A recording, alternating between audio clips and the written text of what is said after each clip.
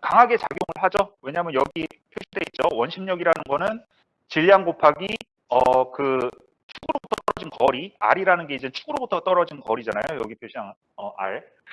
질량에다가 축으로부터 떨어진 거리에다가 이 각속도의 제곱의 비례를 하기 때문에 각속도가 커지면은 당연히 이 FC라는 게 커지고 그에 따라서 점점 이 유체의 표면적도 이제 점점 이렇게 급격한 포물선 모양을 그리게 되다가 이제는 이 오메가 3까지 가면 이건 너무나 미친 듯이 이제 최대 속도로 도는 거지.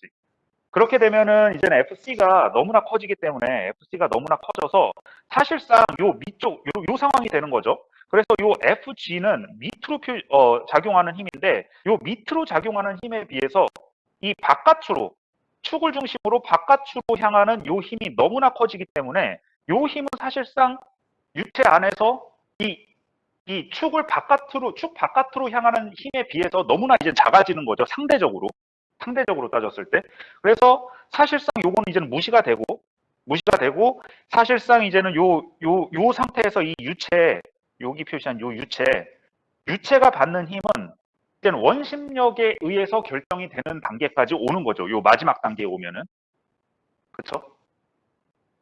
그랬을 때 이제는 원심력에 따라서 그 압력이 결정이 되는 거예요. 유체가 받는 힘은 결정이 되기 때문에. 그러면 제가 여기 이제 보라색으로 표시를 할게요.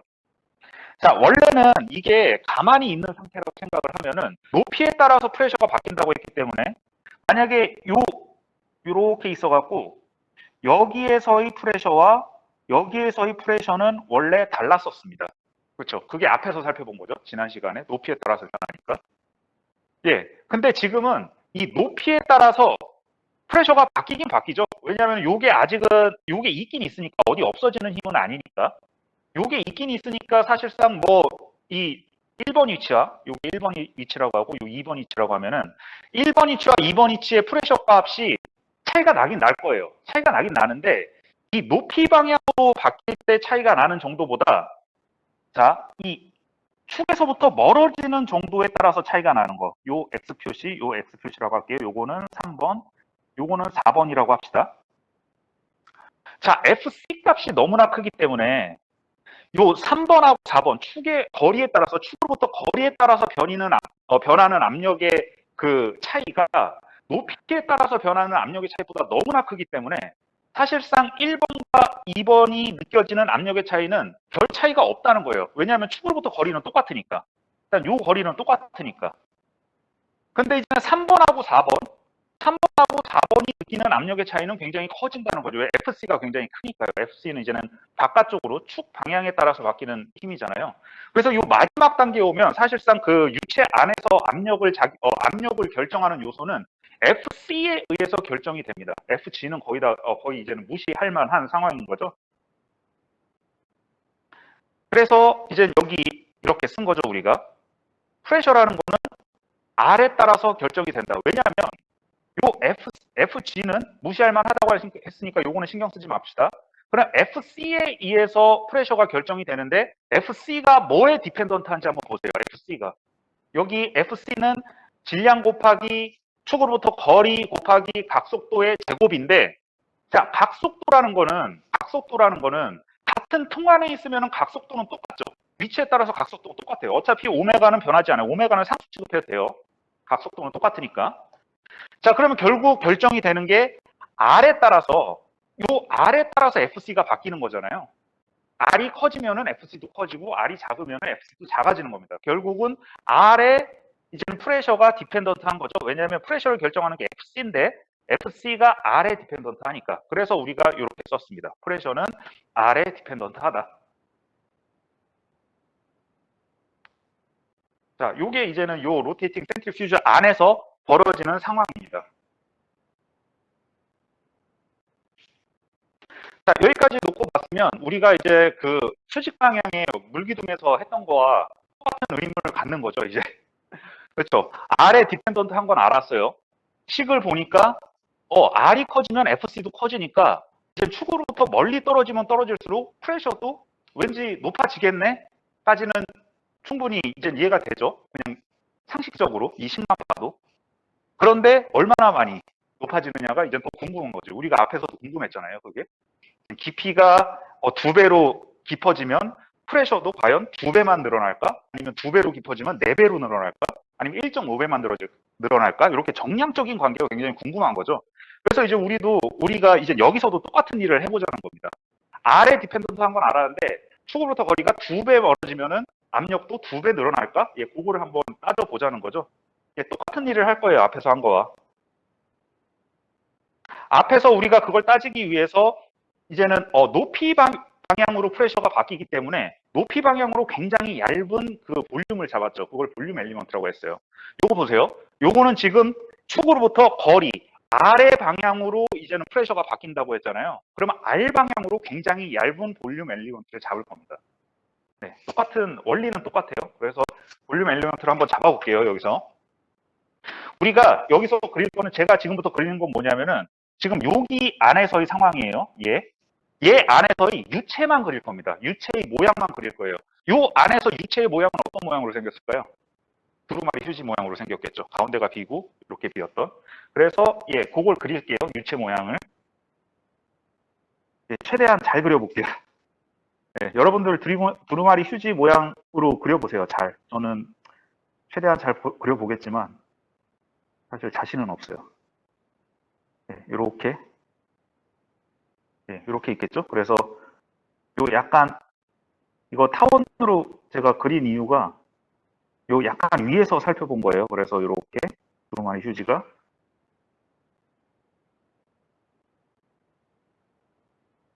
이렇게 있겠죠. 그래서 여기는 여기 뚫려 있는 겁니다.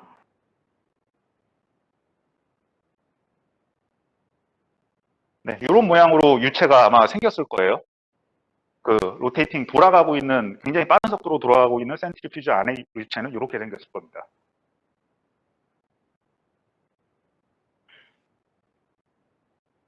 자, 요 유체의 높이는 B라고 고정할게요. 요건 변하지 않죠. 요거는 그 원심 분리기의 높이, 그러니까 원심 분리기 크기가 요 유체의 높이를 결정을 하는 거니까요. 요거는 뭐 변하지 않고요. 자, 요거를 우리가 옆에서 살펴볼 거예요. 아까 살펴봤듯이 이렇게 두루마리 휴지를 위에서 딱 자른 다음에 이쪽 옆에서 바라볼 겁니다. 이렇게 딱 자르고 요 옆에서. 그래서 크로스 섹션을 살펴볼게요. 자, 크로스 섹션을 살펴보면은 대충 축이 이렇게 축을 먼저 그릴게요. 여기 축이 있다고 생각을 하면 밑면이 좀 판판하게 그리고요. 옆에서 딱 살펴본 거니까요. 가운데를 비워놓고 유체가 뭐 이렇게 위치하고 있겠죠.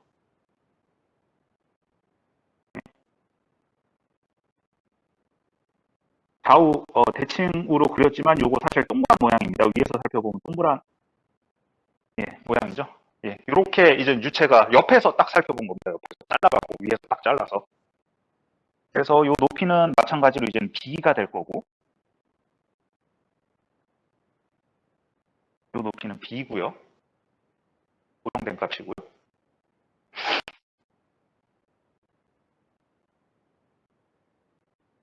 자, 축에서부터 이제는 멀어지는 거리를 R이라고 잡았는데, 요 첫 번째 이 표면 있죠? 이 유체의 표면. 여기까지의 거리를요, 우리가 R1이라고 잡을게요. 유체 첫 번째 그 안쪽 표면까지의 거리를 R1이라고 잡겠습니다.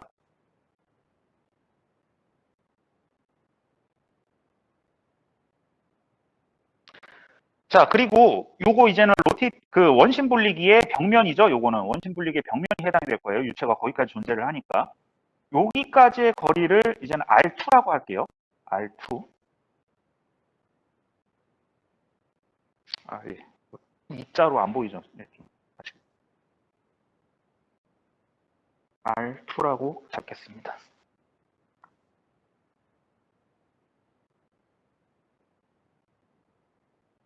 자, 그리고 우리가 앞에서 이제는 그 수직 방향의 원기둥에 대해서 살펴볼 때 임의의 위치 Z를 잡았잖아요. 임의의 위치 Z를 잡은 다음에 이제 거기서 받는 압력하고 그거보다 조금 변했을 때 Z 플러스 DZ만큼 올라갔을 때 압력을 따져봤죠. 그거랑 똑같은 걸 할 겁니다.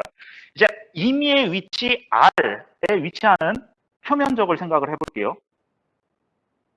임의의 위치 여기까지 이제 R이라고 해봅시다. 자, 여기 이제 유체 안이 되겠죠. 내부 임의의 위치 표면적을 이렇게 잡을게요. 여기. 네, 여기에서 작용하는 압력이 있을 거고, 왜냐하면 압력은 R 방향에 따라서 바뀐다고 했으니까. 그러면 이 R 값이 변하게 되면 압력은 또 변하게 될 거예요. 그렇죠? R에 따라서 바뀐다고 했었죠. 그 사실은 알고 있어요. Z 방향에서 바뀌었듯이 앞에 케이스하고. 그러면 이제는 R 방향으로 굉장히 조금 변했을 때, 조금 R이 늘어났을 때 압력도 아마 조금 변하게 되겠죠. 네, 그래서 R보다 조금 더 별로 차이가 안 나지만 조금 늘어난 R 플러스 DR만큼 축에서부터 떨어졌을 때 그때의 표면적을 이제 이렇게 생각을 해볼게요. 여기에 위치를 하고 있겠죠. 이렇게.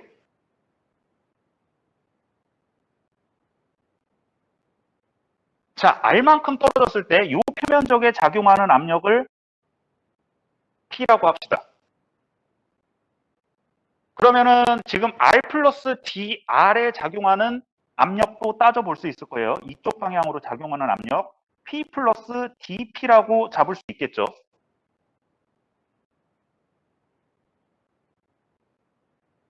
그렇죠?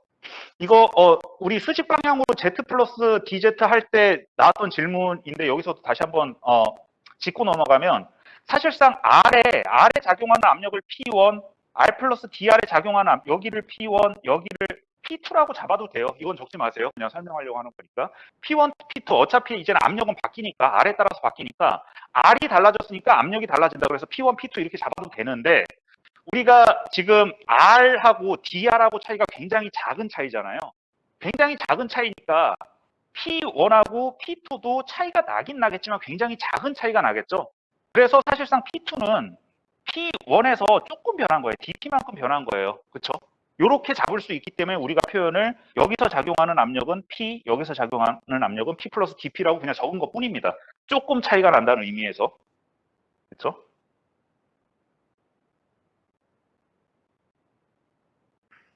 네. 자, 이렇게 표현을 할 수 있을 거고요. 이제는 요거를 우리가 앞에서 이제는 볼륨 엘리먼트를 잡았듯이 요 볼륨을 볼륨 엘리먼트라고 잡을 수 있는데 요 볼륨은 동그랗게 되어 있습니다. 지금 옆면으로 봤기 때문에 이렇게 되어 있는 거지. 이건 동그랗게 둘러싸여 있는 거죠. 반지 모양으로. 그래서 이쪽도 이렇게 이제 요게 볼륨 엘리먼트죠. 그래서 요거를 요 위에서 표시하면 여기 이쪽 이 그림에다가 표시하면 우리가 잡은 볼륨 엘리먼트는 이렇게 표시가 되겠죠. R만큼 떨어진 여기에다가 DR 조금 여기입니다. 우리가 잡은 볼륨 엘리먼트가 여기예요. 그렇죠? 지금 보라색으로 표시한 게 이제 볼륨 엘리먼트인데 우리가 이 보라색을 이제는 위에서부터 아래로 자른 다음에 옆에서 살펴보면 그러니까 크로스 섹셔널 에어리아로 살펴보면 이제는 이 모양이 나오겠죠. 그래서 이제 이 모양을 생각해서 그 이제 표면적에 작용하는 압력을 따져준 겁니다.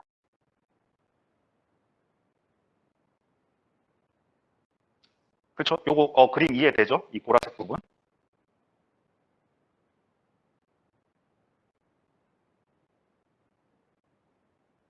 자, 그러면 앞에서 한 거하고 똑같은 거 할게요.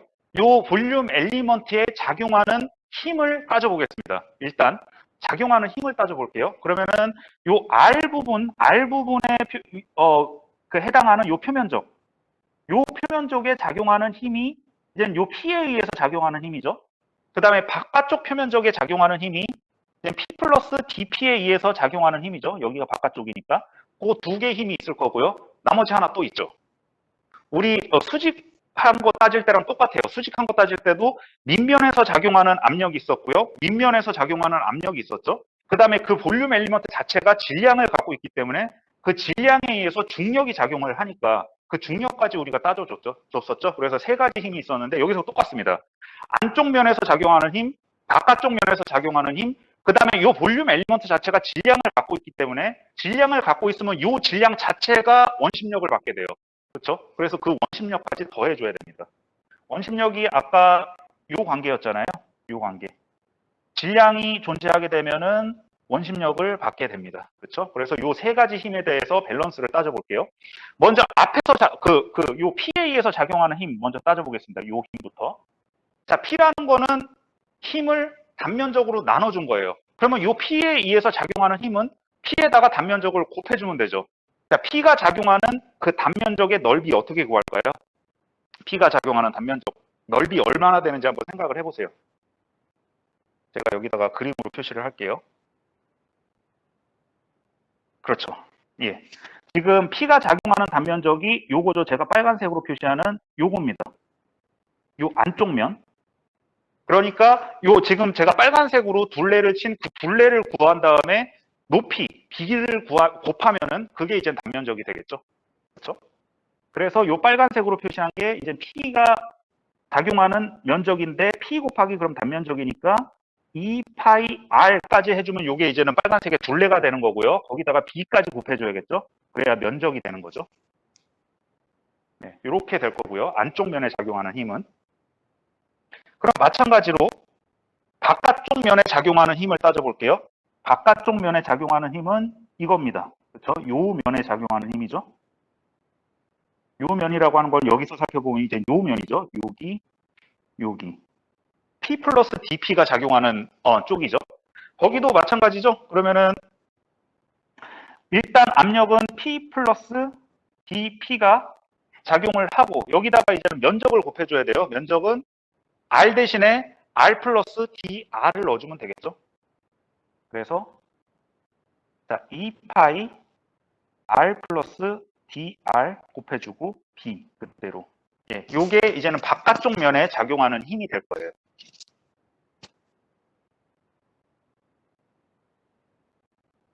자, 축으로부터 멀어지는 방향이 플러스 방향입니다. 축으로부터 멀어지는 방향이.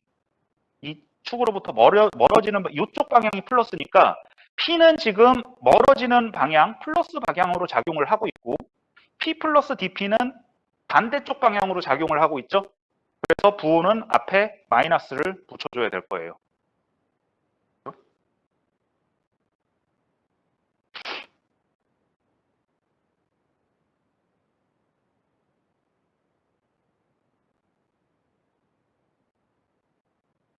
자, 요 두 가지 힘에다가 아까 말씀드렸던 요 볼륨 엘리먼트 자체의 질량에 의해서 받는 원심력을 또 더하거나 빼주거나 해줘야 되죠. 원심력 생각을 해볼게요. 원심력은 아까 구할 때 여기 요 공식 이용하면 됩니다. 요 공식 이용하면 되는데 자, 먼저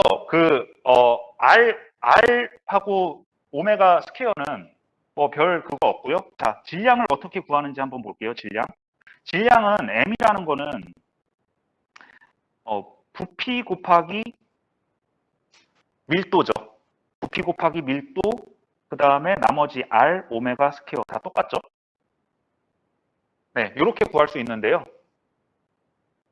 부피를 어떻게 구할까요? 그러면은 부피만 우리가 구하면 되죠. 부피.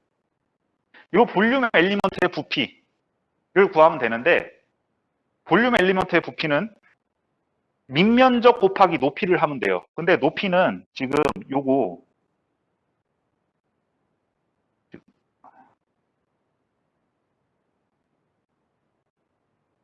보라색, 예, 보라색 헷갈릴 것 같은데 빨간색으로 합시다. 자,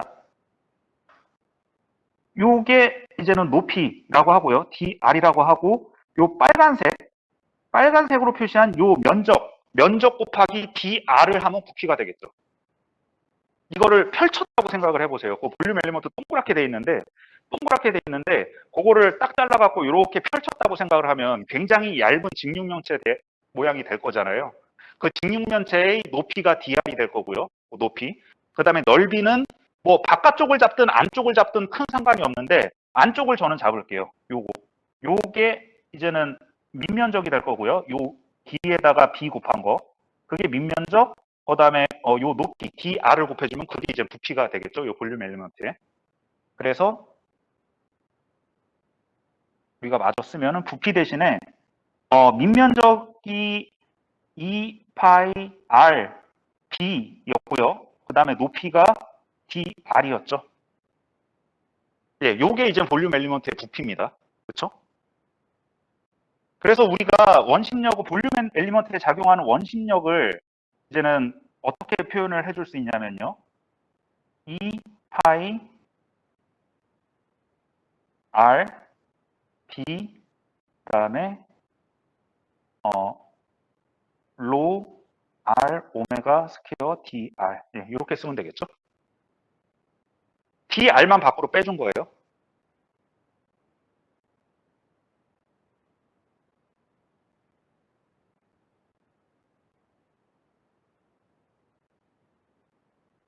네, 그래서 여기다가 써주겠습니다. 빨간색으로 써줄게요. 자, 여기다가 그대로 써주면 2파이 r b 로 r 오메가 스퀘어 dr 이렇게 되겠죠. 자, 이 방향은 어떻게 될까요? 요거 방향. 원심력이 볼륨 엘리먼트에 원심력이 작용하는 방향은 원심력의 방향이잖아요. 원심력은 축에서부터 멀어지는 쪽으로 작용을 하고 있죠. 그래서 플러스. 그렇죠? 자, 요거 다 더한 게 0이 돼야 되잖아요. 볼륨 엘리먼트에서 작용하는 힘은 밸런스를 이루고 있어야 되니까. 빨간색, 파란색, 검정색 연산을 해준 게 0이 나온다. 요게 이제는 우리가 볼륨 엘리먼트에서 작용하는 폴스 밸런스를 세운 겁니다. 자, 앞에서 수직 그 물기둥에 대해서 세운 폴스 밸런스하고 똑같은데 이제 그 밑면적을 좀 다르게 잡았기 때문에 그 모양 구체적인 모양만 좀 달라졌죠. 원리 자체는 똑같습니다. 자, 우리 요거 볼게요. R 플러스 dr이 R이 굉장히 dr이 굉장히 작은 값이잖아요. 그럼 R 플러스 dr은 그냥 어프록시메이션으로 훔쳐서 R이라고 잡아도 큰 문제는 없을 거예요. R 플러스 dr 자체가 굉장히 작은 값이니까.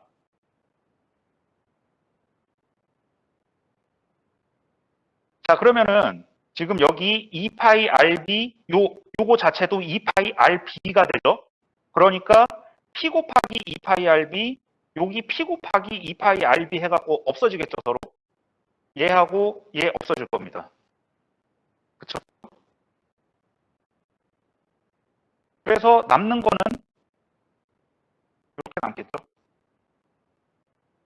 여기서 이제 dp만 남을 거니까요. 여기 전체에다가 dp 곱해준 2파이 rb 앞에 마이너스 붙어야 되죠. 마이너스 2파이 rb dp 플러스 뒤에 거는 그냥 그대로죠. 2파이 rb 로 r 오메가 스퀘어 dr 이퀄 0. 예, 이렇게 될 겁니다.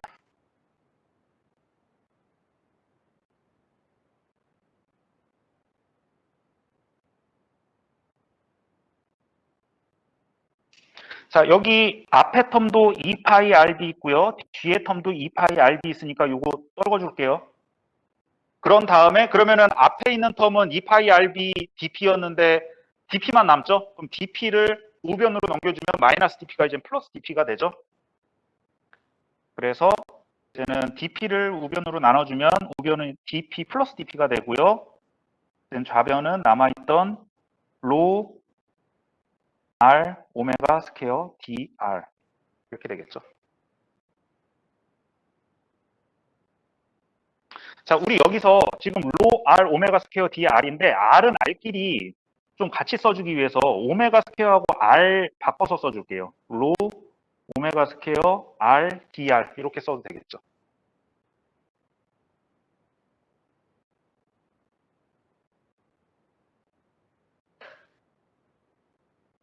자, 이젠 다 왔습니다. 좌변의 dp, 우변의 dr, 그렇죠? 똑같죠? 좌변의 dp, 우변의 dz였던 거랑 똑같죠? 그래서 우변을 r의 크기를 r1에서 r2까지 변할 때 압력의 변화가 압력이 p1에서 p2까지 변한다고 하면 양변을 이제 적분을 하면 되죠. 적분을 하면 되는데 살펴보세요. 여기서 보면은 분명히 여기는 R이니까 얘는 적분기호 밖으로 빠져나올 수 없어요. D, R에 대해서 접근을 하는데 R이 있으니까 얘는 적분기호 밖으로 빠져나올 수 없고, 그 다음에 이 오메가 스퀘어라는 거는 각속도니까 R에 디펜던트 하지 않죠. 모든 위치에서 다 똑같죠, 각속도는. 그러니까 오메가 스퀘어는 인테그럴 밖으로 빠져나올 수 있고요. 로는 어떨까요? 얘가 액체라면은 컨스턴트 취급을 해도 되죠. 액체라면. 그리고 보통 로테이팅 센트리퓨즈에서는 액체를 사용하기도 하고요. 그러니까 로하고 오메가 스퀘어가 이제는 컨스턴트가 되기 때문에 인테그레이션 밖으로 빼줄 수 있을 겁니다. 그렇죠? 그래서 우리는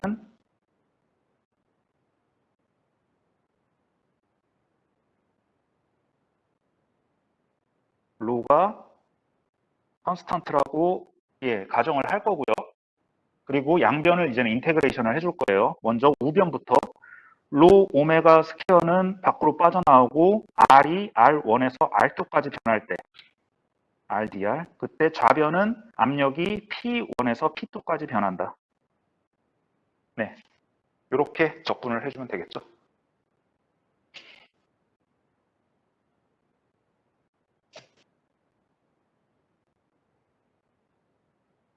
자, 그럼 좌변은 단순히 P2-P1이 될 거고요. 우변은 R 그냥 1차항이잖아요. 뭐 적분하면 2분의 1 R 스퀘어가 될 거니까 결과는 이렇게 나오겠죠. 2분의 1 앞으로 빼주고 로 오메가 스퀘어 똑같고요. R2 스퀘어 빼기 R1 스퀘어. 네, 이렇게 로테이팅 센트리퓨즈 안에서 압력이 R에, 그러니까 축에서부터의 거리에 따라서 어떻게 변하는지를 이렇게 우리가 구할 수 있었습니다. 그래서 로테이팅 센트리퓨즈에서는 좀 다르죠. 원기둥에서는, 물기둥에서는 그냥 단순히 이 높이가 2배 차이가 나면은 압력도 2배 차이가 났는데, 이 로테이팅 센트리퓨즈에서는 축에서부터의 거리가 2배 차이 나면 압력은 4배 차이가 나죠. 지금 스퀘어에 디펜던트 하니까. 그래서 우리는 요거는 그냥 단순히 물기둥하고는 다르게 압력이 리니어하게 디펜던트하지 않는다는 사실을 이제는 알게 됐습니다.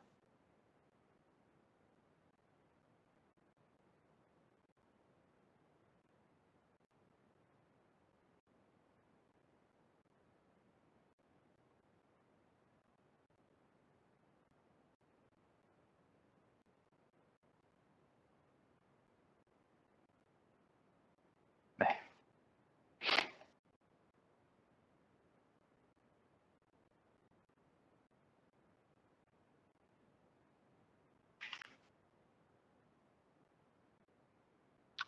자, 그래서 우리가 따져보면은 결국 폴스 밸런스를 두 가지 케이스로 나누어서 살펴본 거죠. 볼륨 엘리먼트를 잡아서 폴스 밸런스를 따졌는데, 하나는 이제 그 중력에 따라서 압력이 바뀔 때 그때 한번 따져봤고요. 그 다음에 이제는 원심력에 따라서 압력이 바뀔 때 그때.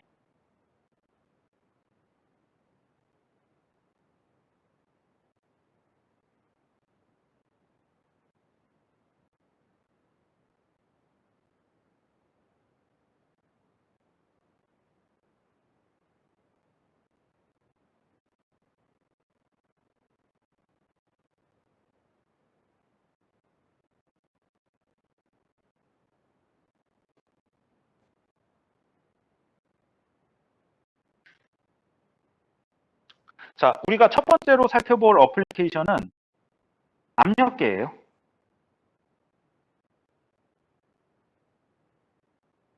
예, 압력계는 이제는 그 프레셔의 차이를 측정하는 거죠.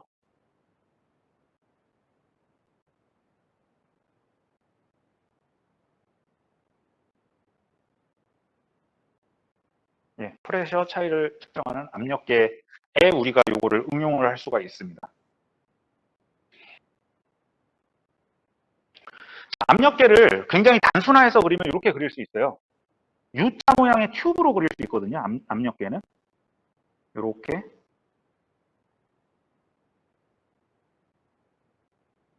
U자 모양의 튜브가 있다고 생각을 할게요.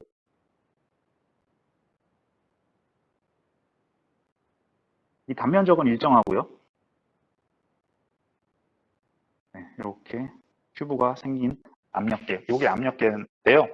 이 압력계에는 보통 액체가 이렇게 들어차 있죠.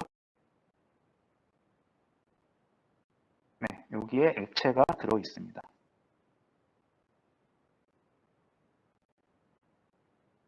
자, 요 액체, 요 안에 들어있는 액체의 밀도를 로 A라고 할게요. 요 로 A는 리퀴드입니다. 리퀴드의 밀도예요. A라는 물질의 이제는 밀도고요. 그림은 좀 개떡같이 그려서 이 단면적이 튜브의 단면적이 좀 발라 보이는데 예, 단면적 일정한 튜브입니다. 예. 그리고 요 단면적이 일정하다고 했죠? 요 일정한 단면적의 크기를 S라고 할게요. 요 단면적을 S라고 하겠습니다. 요게 이제 에어리아라고 할게요. 그리고 요 이제는 리퀴드가 달려 있으면은 그 위에는 뭐 공기가 담겨져 있겠죠, 보통은. 공기나 아니면 뭐 비활성 기체인 알공 같은 게 이제는 채워져 있습니다. 그래서 이제 여기에 들어있는 거는 이제 물질 B라고 하고요.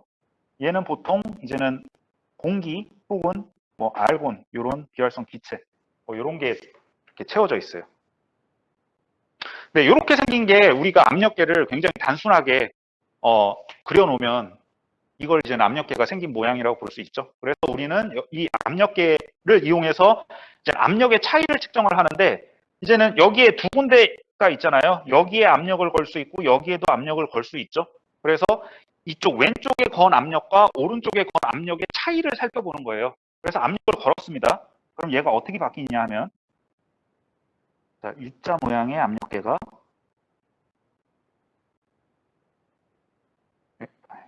네, 똑같이 생긴 거예요.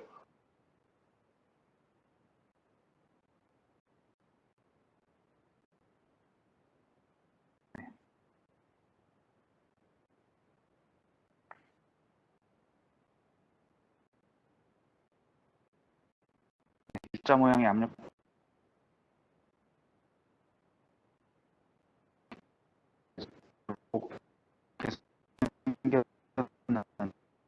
생겼는데 네? 는 A 압력 압력은 여기는 일 거예요.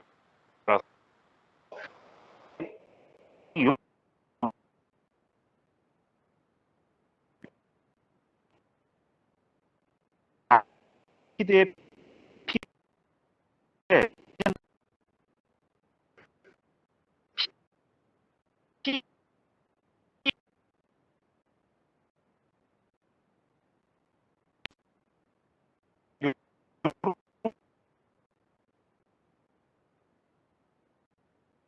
표면적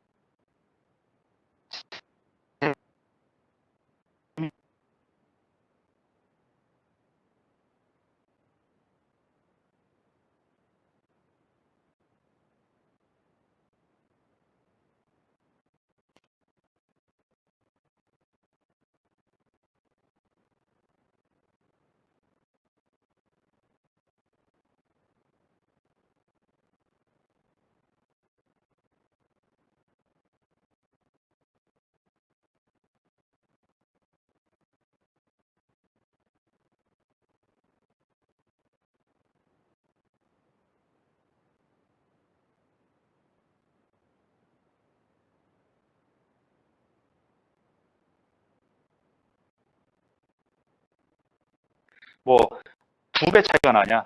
혹은 10배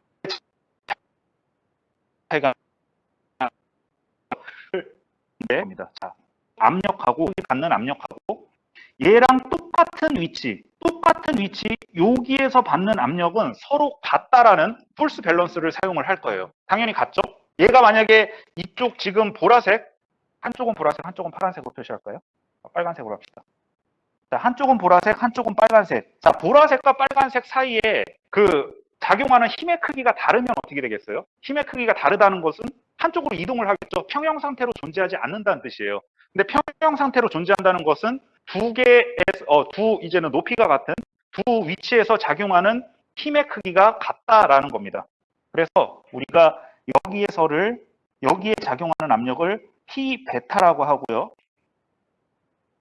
자, 요 보라색으로 표시한 요 표면적에서 작용하는 압력을 P 알파라고 한다면 우리가 이용할 원리는 P 알파하고 P 베타가 같다라는 원리를 이용을 할 겁니다. 그냥 단순한 원리죠. 앞에서 살펴본 폴스 밸런스예요. 자, 그러면 먼저 P 알파부터 살펴보겠습니다. P 알파에 작용하는 압력은 어떻게 되느냐? 먼저 P 알파에 작용하는 압력은 PA가 있죠. PA가 작용하고 있죠. 그러니까 PA에다가 여기다가 뭘 더해줘야 될까요?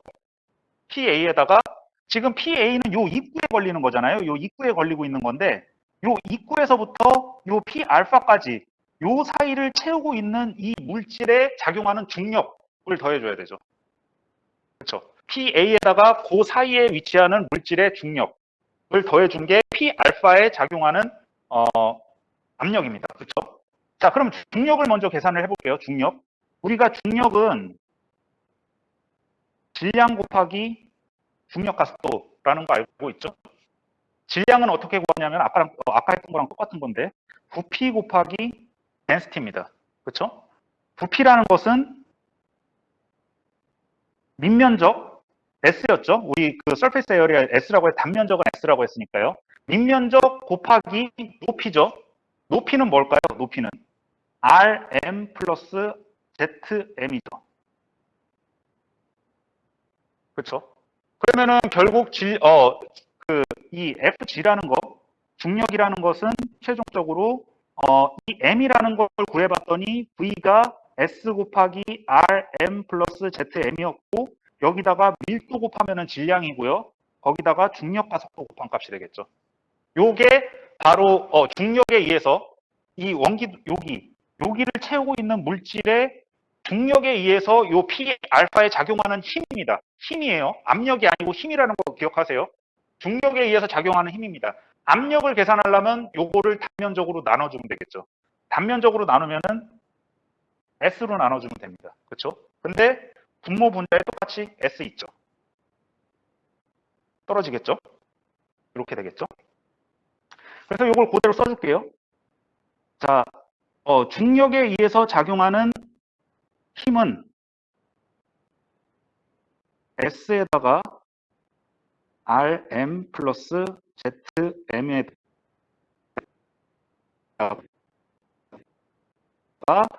기체 로 B의 덴시티죠. 그래서 로 B 곱해주고요. 중력 가속도 G 곱해주면 되죠. 거기다가 면적 S로 나눠주면 될 겁니다. 그렇죠? 지금 요거 헷갈리지 않게. 네.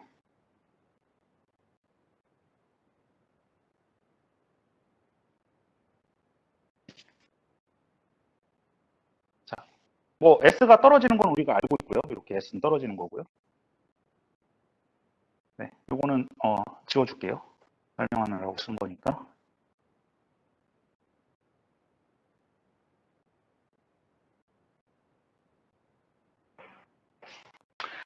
자, 그러면은 똑같은 원리로 P 베타를 구해보겠습니다. P 베타는 먼저 PB가 더해줘야 되죠. 입구에서 PB가 작용을 하고 있으니까 PB에다가 아까랑 똑같아요. 이제 더해줘야 되는데 이번에는 요 PB, 요 입구에서부터 요 P 베타까지 요 사이를 한 가지 물질이 채우고 있는 거 아니란 말이에요. 덴시티가 서로 다른 두 가지 물질이 채워져 있습니다.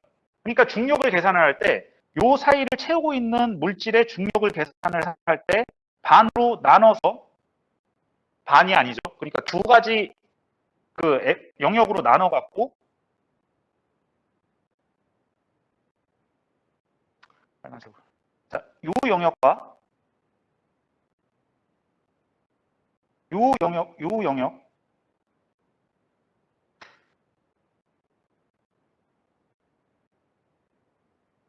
네, 나눠서 생각을 하면 되죠.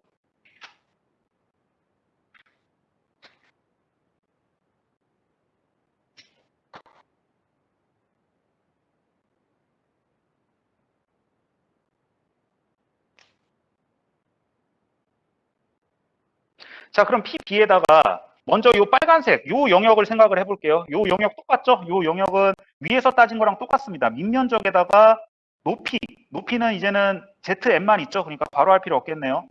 높이 ZM 곱해주고 그 다음에 밀도 로 B였고요. 요거 S로 나눠준 다음에 중력 가속도 곱한 게 지금 빨간색 요 여기를 채우고 있는 물질 때문에 작용하는 중력이고요. 중력 때문에 작용하는 압력이 되겠죠. S로 나눠준 거니까. 그 다음에 이젠 파란색 때문에 파란색을 채우고 있는 물질 때문에 작용하는 압력은 똑같죠? 밑면적에다가 이번엔 높이가 RM이에요. RM 그 다음에 밀도는 로 A죠. 이번에는 밀도는 그거를 밑면적으로 나눠주고 G를 곱해주면 될 겁니다.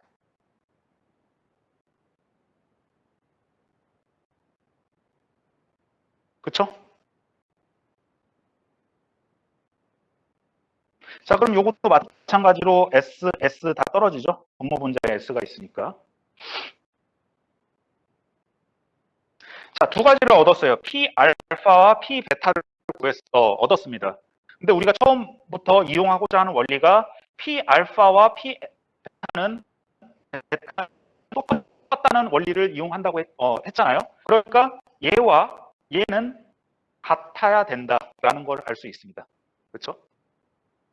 그래서 우리가 얘네 둘을 합해서 P 알파하고 P 베타는 같아야 되니까 PA 플러스 로부터 써줄게요. 로 B RM 플러스 ZM G 얘가 PB 플러스 로 B ZM G 플러스 로 A RM G 예, 이렇게 같아야 된다는 사실을 알 수 있죠.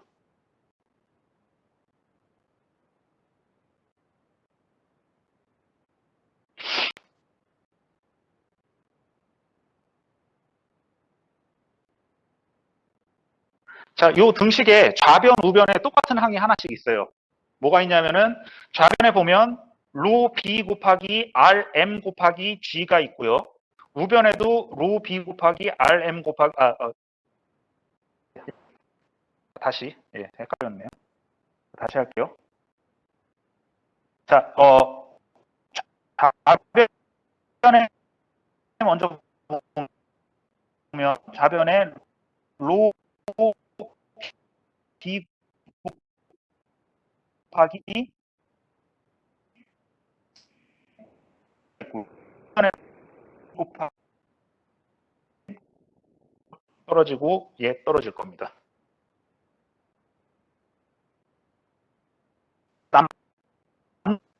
남으면은 자 좌변 우 있는 PB를 T의 전에 있었던 B 곱하기 U겠습니다. 정리가 되겠죠? RM 곱하기 G는 공통이니까 RM 곱하기 G로 묶어줄 수 있겠죠? 그래서 로 A 빼기 로 B 이렇게 쓸 수 있을 겁니다.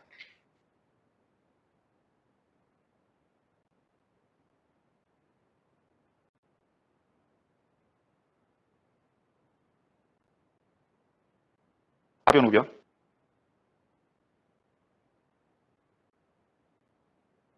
이렇게 되면 이걸로 사실 끝인데 한 가지 보여줄게요. 어떤 사실에 착안을 할 거냐면 키 두고 B라는 물질은 깨요. 그러면 로 B에 대해서 한 1000배 이상 차이가 날 겁니다. 그렇죠? 그러니까 로 A 굉장히 큰 값, 얼마 안 되는 값을 빼봤자 차이가 없을 거예요. 그래서 PA 빼기 P 곱하기 G 곱하기 로 A. 왜냐하면은 로 A가 로 B에 비해서 굉장히 크니까. 네, 이렇게 최종 관계식을 얻을 수 있을 겁니다.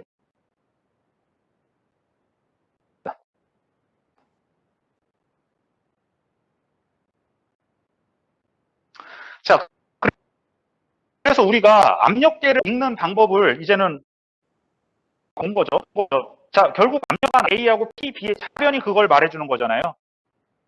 PA 빼기 PB. 요게 이제는 PA와 PB가 얼마나 차이 나는 거냐. 요거를 이제는 물어보는 거고, 그걸 보기 위해서는 결국 우리가 읽어야 되는 게 뭐다? G는 상수고요. 어떤 물질의 덴시티도 변하는 거 아니죠? 결국 우리가 읽어야 되는 거는 Rm만, 그러니까 물 중에 높이만 읽으면은 차이점을 해서 PA와 PB의 차이는 그 압력 차이를 알 필요 없고 Rm만 읽으면 돼요. 이 말은 무슨 말이냐면 우리가 이 폴스 밸런스를 가 뭐뭐 있는지 한번 따져보세요. 지금 우리가 요 에어리아도 이용을 해갖고 폴스 밸런스를 세웠고요. 요 에어 그러니까 가스 페이지에 있는 요 물질의 덴시티도 이용을 해갖고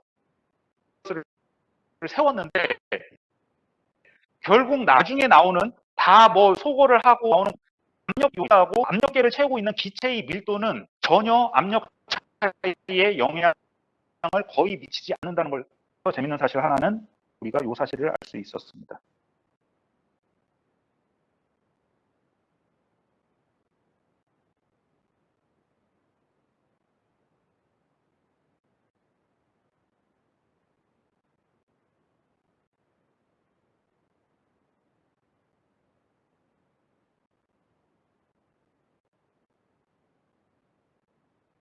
요 ZM이라는 건 사실상 로 B나 마찬가지고요. 그러니까 요 로 B가 채우고 있는 그 원기둥, 그거는 아무 영향을 안 받는 거. 이렇게 우리가 이제는 폴스 밸런스를 사용을 하면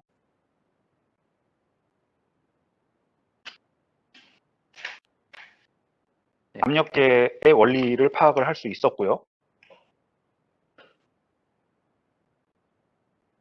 그리고 두 번째, 같은 원리를 사용을 하면은 압력 분리기라고 해야 될까요? 그러한 장치를 설계를 할 수가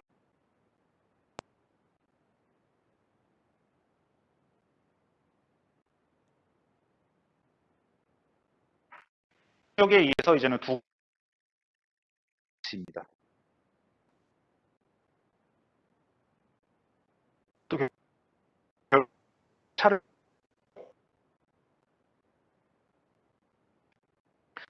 생겼어요. 좀 큰데 좀 긴 탱크입니다. 이렇게 생겼어요. 네, 이렇게 생긴 탱크인데요.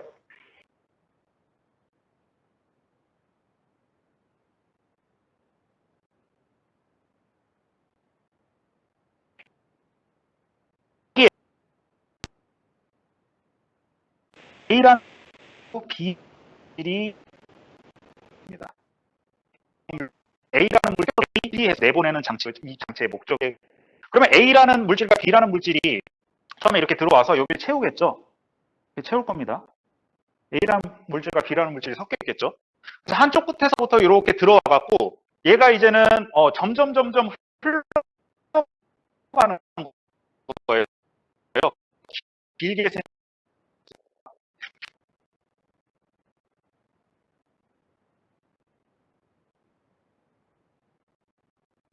A의 밀도가 B의 밀도보다 높다고 하겠습니다.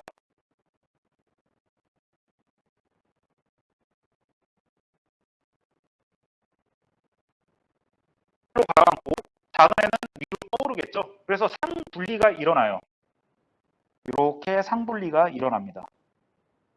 그래서 이제는 여기는 A라는 물질이 모이기 시작하고 여기는 이제는 B라는 물질이 모이기 시작하는 거죠. 이렇게 상분리가 일어나갖고 점점 흐르면 흐를수록 이 상분리가 이제 점점 뚜렷하게 일어날 겁니다. 그래서 요 위에 떠오른 B라는 물질은 여기에 이제는 여기 딱 그 탱크 벽면 있죠. 벽면을 넘쳐 흐르게 함으로써 B를 뽑아내요. 여기서.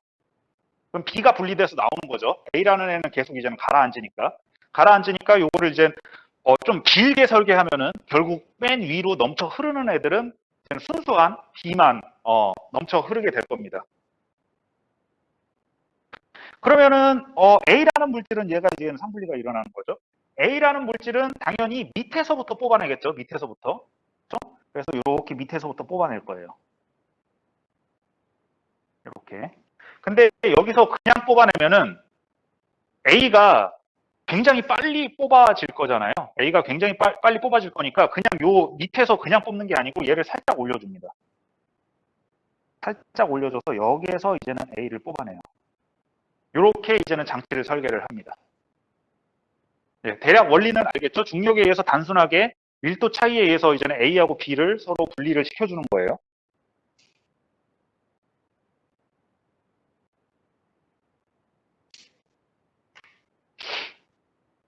자, 그랬을 때 이 장치에 이 최종 이 수면의 높이 있잖아요. 이 높이. 이 높이는 고정이 돼 있는 겁니다. 그렇죠? 왜냐하면은 그냥 탱크 벽면에 따라서 고정이 되는 거죠. B가 그냥 탱크 벽면 맨 끝까지 가면은 넘쳐서 흐르게끔 설계를 했기 때문에 이 그 수면은 요 맨 끝에 있는 요 벽면 있죠. 벽면의 높이에 따라서 결정이 될 거예요. 그래서 얘를 최종 토탈 수면이라는 의미에서 ZT라고 하고요.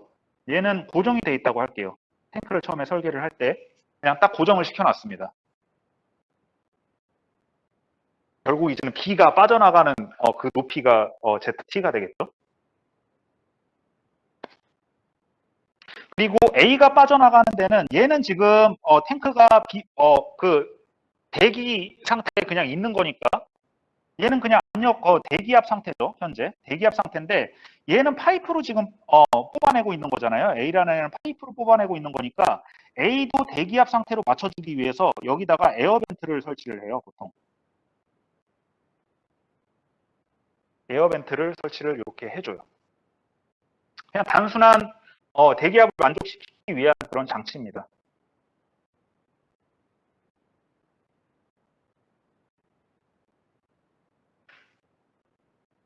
그랬을 때 우리가 궁금한 거는 뭐냐면은 우리가 궁금한 건 A하고 B가 상분리가 이렇게 일어난다고 했잖아요. 상분리가 일어났는데 상분리가 일어난 요 계면 있죠? 빨간색으로 표시한 요 계면. 요 계면의 위치가 과연 어디에 위치할지가 굉장히 궁금한 겁니다. 요 계면이 바닥에서 가까운 데 위치할지 아니면은 표면, 수면에서 가까운 데 위치할지 그게 굉장히 궁금해요, 우리는. 그래서 그걸 구하고 싶은 거예요. 그래서 이제 바닥에서부터 요 계면까지의 위치를 A가 위치하는 영역이라고 해서 ZA라고 할 거고요. 지금 B가 존재하는 요 위치를 ZB라고 할게요.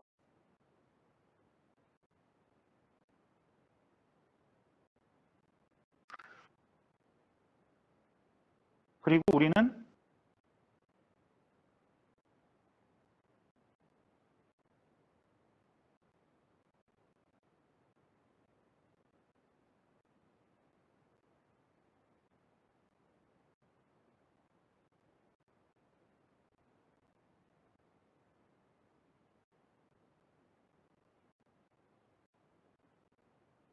네, 요거를 알고 싶다고 합시다.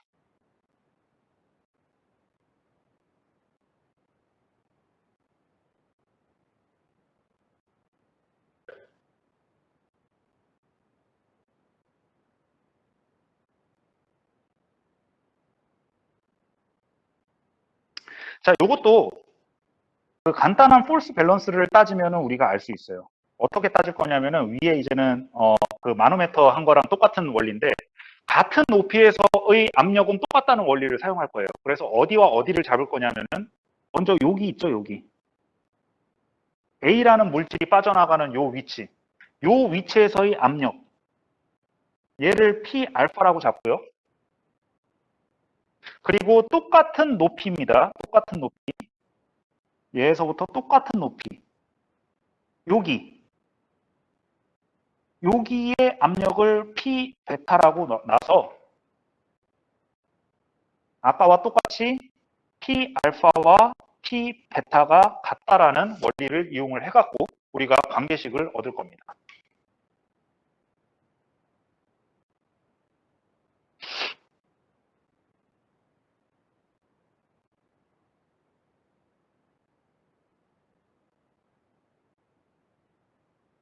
자, 그러면 먼저 아까랑 했던 거랑 똑같이 할게요. P알파부터 구해봅시다. P알파. P알파는 먼저 이 수면 위에 작용하는 압력을 먼저 더해줘야 되죠. 그래서 대기압이죠. 수면 위에 작용하는 압력은 PATM, 대기압에다가 뭘 더해줘야 되죠? 아까랑 똑같아요. 저 B라는 물질, 그러니까 여기 이렇게 보면 이제는 얘가 작용하는 힘이 있잖아요. 그러니까 요 B라는 물질의 중력 때문에 작용하는 힘, 그거에 의해서 생기는 압력, A라는 물질의 중력 때문에 생기는 힘, 그거에 의해서 작용하는 압력을 더해주면 되죠. 아까 똑같습니다. 그렇죠? 그래서 똑같이 여기다가 먼저 A라는 물질에 의해서 작용하는 압력부터 해줄게요. 요 위에서 살펴보세요. 위에서 살펴보면 결국은 이 S와 S는 다 떨어졌죠. 분모 분자는 떨어졌고 압력을 구하기 위해서는 높이와 밀도와 중력 가속도만 곱해주면 돼요. 그 사실을 알았어요. 똑같이 해줄게요. 높이 ZA죠. 밀도 로 A, 중력 가속도. 그렇죠? 그 다음에 B라는 물질에 의해서 생기는 압력은 높이 ZB, 그 다음에 밀도 로 B, 그 다음에 중력 가속도 G는 똑같고요. 예, 요게 이제는 A라는 위치에 작용하는 압력을 우리가 이렇게 A래. 알파라는 위치에 작용하는 압력을 이렇게 세 가지 텀으로 구했어요.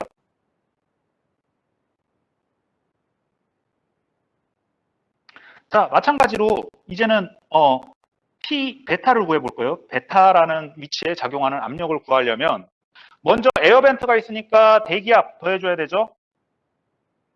ATM 더해주고요.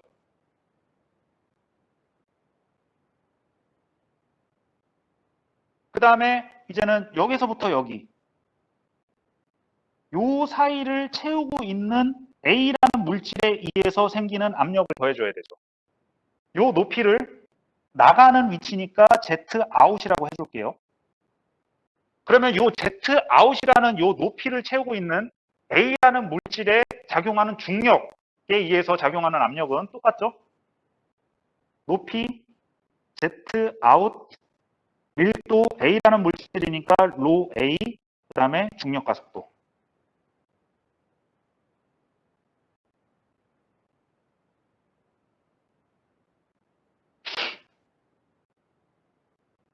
그렇죠? 지금 P 알파하고 P 베타가 같다라고 했으니까 요 원리를 이용한다고 했으니까 P 알파와 P 베타가 같다는 원리를 이용한다고 했으니까 요 부분하고 같다라고 놓을 겁니다. 그러면은 PATM은 없어질 거고요. 양변에 똑같으니까요. 남는 거는 ZA 로 A G 플러스 ZB 로 B G 이퀄 Z 아웃 로 A G 이렇게 되죠.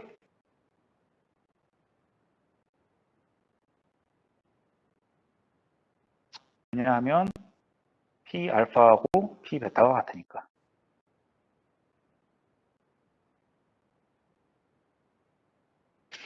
자, 모든 텀에 중력 가속도 있으니까 중력 가속도 떨궈주고요.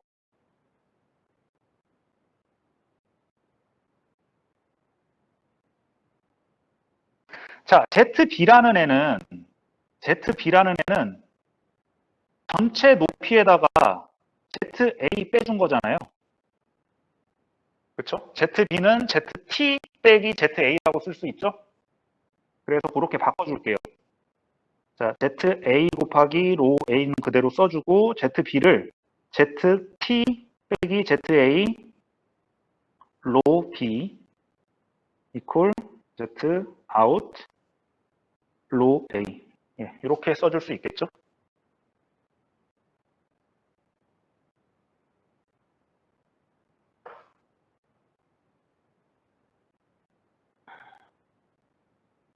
자, 요거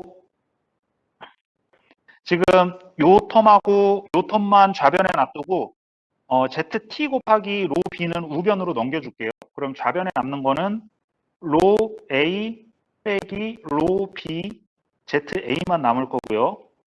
우변에는 Z 아웃 로 A 빼기 ZT 로 B 예, 이렇게 되겠죠.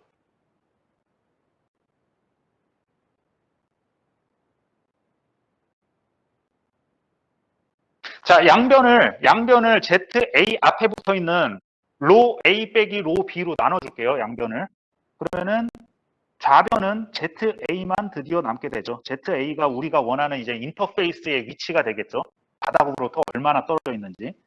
양변을 나눠주니까 분모는 로 A 빼기 로 B가 될 거고요. 분자는 Z 아웃 로 A 빼기 ZT 로 B가 될 겁니다.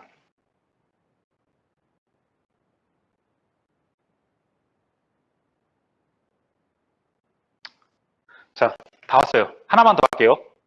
자, 요거에 우변을 분모 분자를 로 A로 나눠줄게요. 분모 분자를.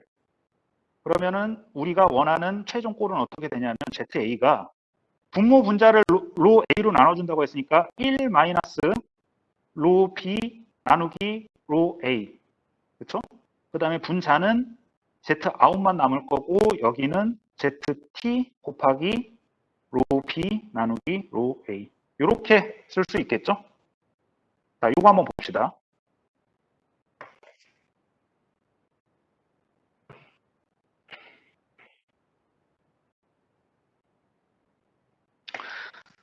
자, 이렇게 우리가 ZA가 결국은 우리가 원하는 건 이거였잖아요. 인터페이스의 위치를 알고 싶은 거였어요. 우리는 인터페이스의 위치를 알고 싶었고 그게 이제는 ZA잖아요. 바닥에서부터 얼마나 떨어졌냐, 인터페이스가. 자, 이걸 살펴봤더니 이 인터페이스의 위치는 뭐에 따라 달라지는지 한번 보세요. 보면은 자, 로 A, 로 B는 A라는 물질의 밀도와 B라는 물질의 밀도예요. 그러면은 그 물질이 정해지면 우리가 바꿀 수 있는 게 아니에요. 로 A하고 로 B는 그냥 결정된 겁니다. 그리고 ZT는 탱크가 일단 딱 설계가 되면 우리가 바꿀 수 있는 게 아니에요. ZT도. 우리가 바꿀 수 있는 거는 Z 아웃만 바꿀 수 있습니다. 다시 말해서 여기서 보면 A를 요 뽑아내는 요 위치는 파이프의 위치만 바꾸면 쉽게 변할 수 있잖아요. 그렇죠? 그래서 요 A를 뽑아내는 위치를 더 높은 데에서 뽑아내느냐 더 낮은 데에서 뽑아내느냐에 따라서 요 인터페이스의 위치가 변경이 되는데 살펴보면 요거 살펴보세요. 다른 건 다 고정이라고 했어요. 결국 요 인터페이스의 위치는 Zout의 이 높이에 따라서 결정이 되는데 Zout이 높아지면 인터페이스가 ZA가 커진다는 얘기니까 Zout이 높아지면 ZA가 커진다는 건 뭐죠? 이 인터페이스가 점점점 위로 올라간다는 거죠. Zout이 지나치게 높아지면 어떻게 될까요? Zout이 지나치게 높아졌어. 그러면은 ZA도 지나치게 커진다는 의미죠. 그러면은 B에 A가 섞여나온다는 뜻입니다.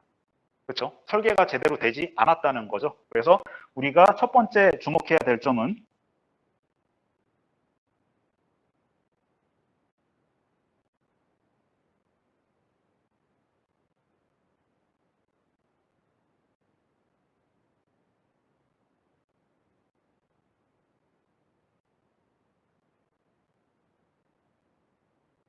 자, Zout에 따라서 인터페이스의 위치가 결정이 되기 때문에 만약에 이 Zout을 너무 높게 잡으면은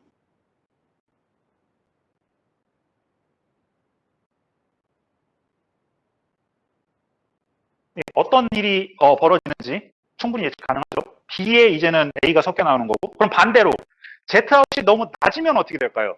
지나치게 낮으면 ZA가 굉장히 작아진다는 의미는 이 탱크 표면에서 ZA가 굉장히 낮게 탱크 표면에 굉장히 가깝게 형성이 된다는 거니까 그러면 반대로 B가 A에 섞여 나올 가능성이 굉장히 커지겠죠.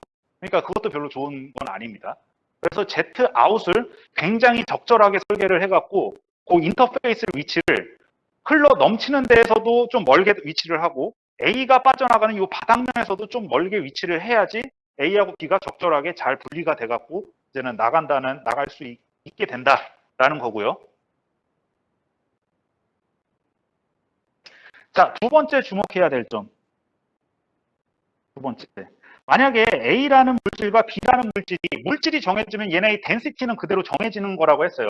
근데 B가 A보다 가볍긴 한데 거의 비슷해요, 만약에. 그럼 어떻게 될까요? 이 덴시티가 거의 비슷해.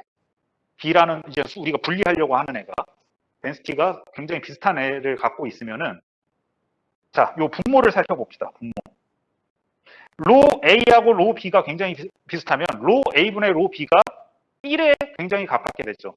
그 말은 뭐냐면 분자가 굉장히 작아진다는 의미예요. 분자가 굉장히 작아지면 Z 아웃이 변함에 따라서 ZA가 굉장히 급격하게 바뀌게 됩니다. 생각을 해보세요. 만약에 분자가 10일 때 분모가 10이 똑같이 50에서 60으로 바뀌었다. 이거 플러스 10 된 거죠. 분자가. 근데 전체적으로는 5에서 6으로 바뀐 거잖아요. 그러니까 플러스 1밖에 안 된 거잖아요. 그래서 분모가 크게 되면은 분자가 많이 바뀌어도 전체적으로 약간 댐핑하는 효과가 있어갖고 별로 안 바뀝니다. 근데 반대로 분자가 0.1이라고 해보세요. 분모가 0.1이면은 똑같이 분자가 50에서 60을 바뀌어도 얘는 똑같이 플러스 10이 바뀐 거죠. 그렇다고 해도 전체적으로는 얼마가 바뀐 거냐면은 500에서 600으로 바뀐 거니까 플러스 100이 바뀐 거예요. 그렇죠? 그래서 만약에 로 A하고 로 B가 굉장히 비슷해지면 분자가 1-1에 굉장히 가까운 수를 빼준 게 되는 거잖아요. 분모가 굉장히 작아지고요. Z 아웃이 바뀜에 따라서 ZA 값이 급격하게 바뀌게 됩니다. 그래서 별로 좋은 설계가 아니죠. 그런 경우도. 그래서 이런 경우에는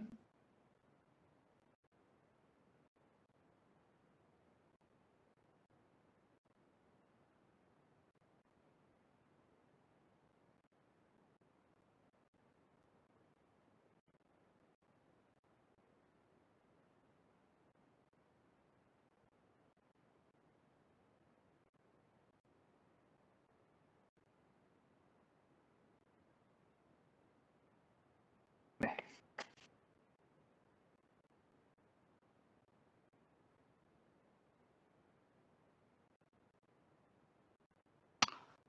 네, 그래서 결국 근데 로 값은 우리가 결정할 수 있는 게 아니잖아요. 그래서 이렇게 그 밀도가 서로 비슷한 두 물질을 분해하는데 이렇게 중력을 이용하는 분리기를 쓰는 건 별로 좋은 방법이 아니에요.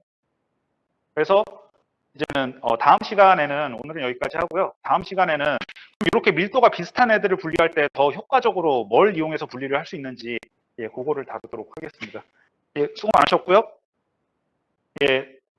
질문 없는 학생들은 나가셔도 좋고요. 이제 질문 있는 학생들은 질문을 해주세요.